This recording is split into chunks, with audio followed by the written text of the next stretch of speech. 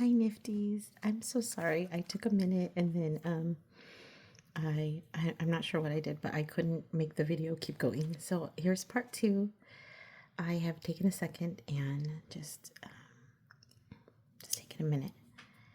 But what I wanted to say was that during that time, I just realized that different cultures look at this kind of loss in different ways. And in the American culture, I feel like it's not talked about as much. And I feel like it's a disservice. But one person I know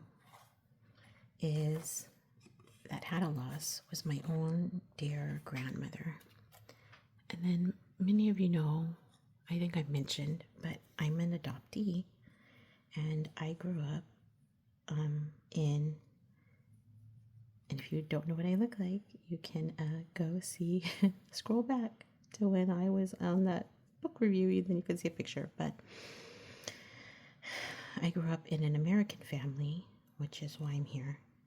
And my grandfather was an American white family, just to be super clear and transparent.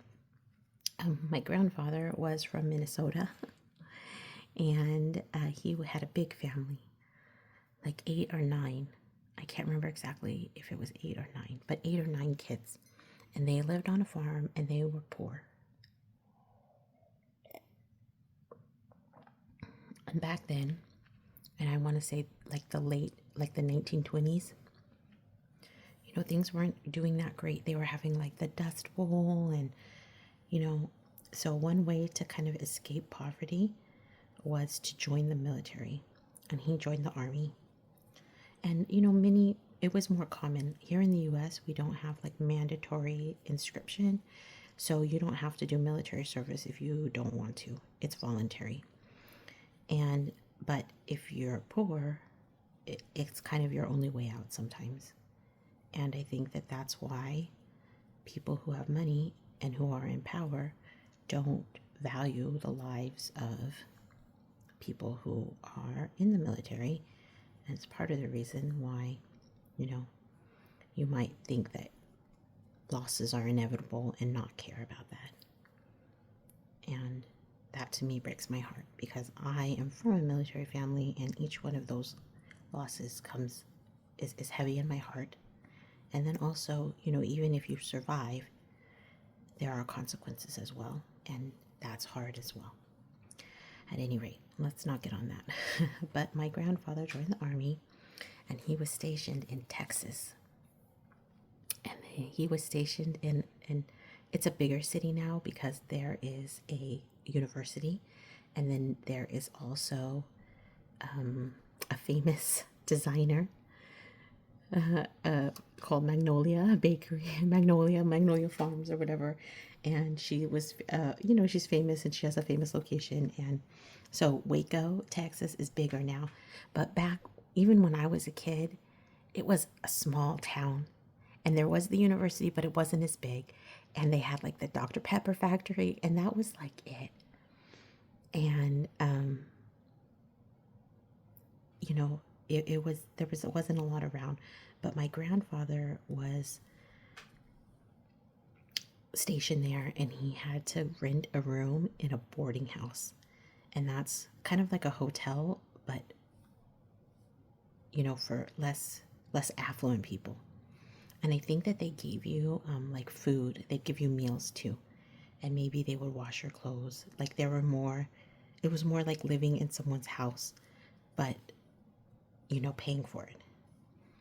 At any rate, my grandmother, and I don't know if I have it right, but there were definitely 3 sisters and 1 brother that I remember, very clearly. And there may have been more that I didn't know about because we didn't get to Waco that often. We would only go, once every few years to Waco and visit the family. And I was a kid. So, how when you're a kid, like everyone just seems like an adult and you can't really tell who's who and whatever. But I guess she helped her mom. Her mom ran the boarding house, and she helped her mom by like cleaning. So one day when she was sweeping, she saw my grandfather. She just thought he was so cute. And I guess he saw her and thought she was cute too. And so she was 14 and she fell in love with my grandfather, who was probably 18. It wasn't like he was very old, but you know, it's still, I mean, she's 14, she's a kid. She's like 1 year older than my kid is now, and he's just a kid. But I guess they fell in love at first sight. And then so they started writing letters. He had to move on, you know, because he's in the military. They started writing letters. And then when she was 16, she went back, or he went back for her, and they got married. And then I think and it might have been when she was 15. I'm not sure what the age of consent was back then, but she was pretty young. And then she had my mom, my adoptive mother, when she was 17. So it was still pretty early, but they were already married, you know. So it was scandalous, but not as scandalous as it could have been for back then. You know, nowadays, of course, it's not scandalous at all. But, and then my auntie came 2 years later. And then there was kind of like a gap. And then I had an uncle that also passed away. So my mom passed away and my uncle passed away. And my uncle passed away kind of young, which is another unfortunate like event. But they were living, I think they were living in Germany. And my grandmother, between my aunt, who's close in age to my mom, I think they're a year apart, there was my uncle, and there was, you know, a big gap, maybe 10 years between them. And my grandmother had twins. And they passed away. And I remember by the time I was born, because my mother was already old, she was like 30, which is not older now, but back then it was considered older to have kids. And so I guess my grandmother had already kind of gotten through it. But after I had my own loss, like my mom told me that my grandmother used to set like a plate at the table every year on the twins' birthday. And I was sad about it, but I was still, you know, I was still young, and it's funny how much you learn about life, you know. Anyway, fast forward, and my grandma, she was probably the person I was closest to in life, in the family. And when I needed help, I would always go to her. And if she needed something, I would be there for her. When she fell and needed someone to live with her, I was the person that she wanted to, you know, to be there. And I was happy to be there. So I lived with her for just a little bit. I mean, she got better, but you know, someone had to live there for a few months, and it was me. And I always told her, like, Grandma, you can come live with me. Her name was Lily Pearl, which is so, you know, so Southern. Lily Pearl. And I remember when she was dying, I was in the hospital. I'm the one who stayed the night in the hospitals for her. And I remember she told me that she could see the twins. And that she was ready to go because the twins were there for her. And so I just want to, you know, share with you that hopefully, you know, and I can't tell anyone how to believe, but if you're feeling sad today, if you're suffering, you know, if you suffered through a loss, that maybe one day you'll be able to see your loved one again. And for all of you who, because I also have a very, very, very dear friend who wished she could have had kids, but you know, it was physically impossible.